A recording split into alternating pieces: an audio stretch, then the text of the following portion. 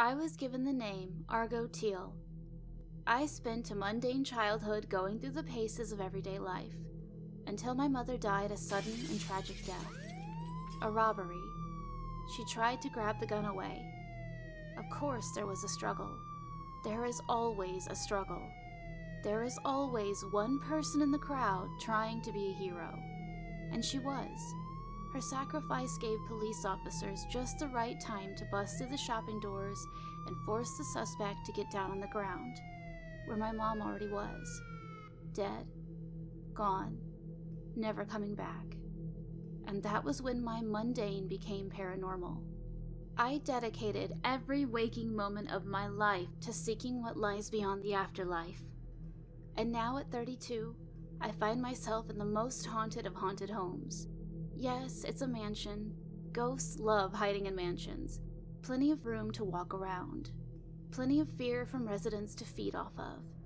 And it's that fear that gives them form and autonomy. I assure you, it's the houses I investigate that are a lot lonelier than I am. I was pretty outgoing at the orphanage where I grew up.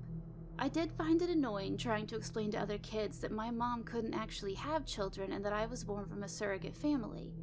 Mom signed an agreement to always keep their identities anonymous. I never went searching for them.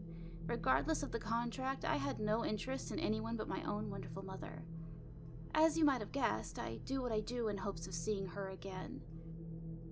But I've never met anything less than a peaceful spirit here and there that has no recognition of my mother.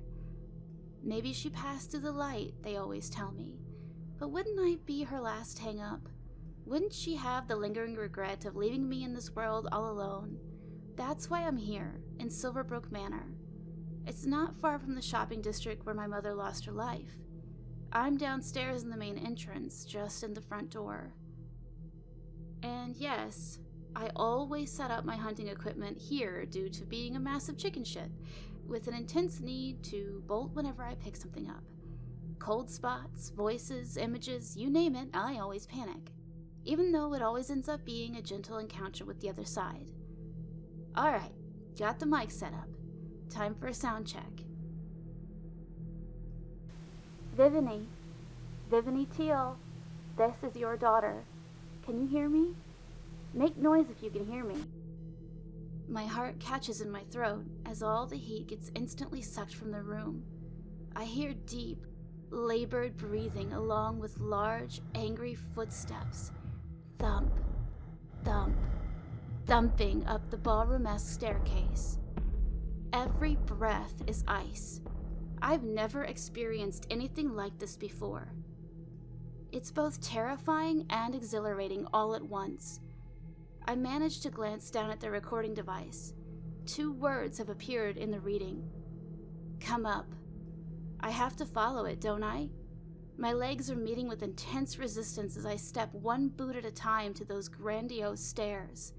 Up and up I go, completely forgetting to bring any of my capturing equipment as I ascend to the top. I hear it before I see it. All snarls and growling.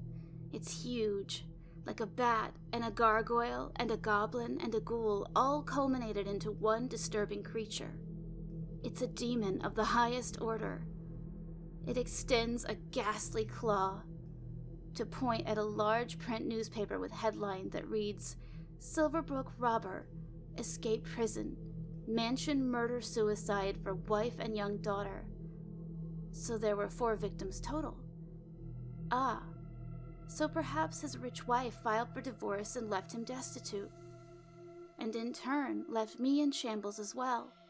One sin for another and another. I turned my attention from the paper to lock eyes with the thing. Mommy missed you, Argo, said the demon, with 4 harshly distorted voices overlapping one another.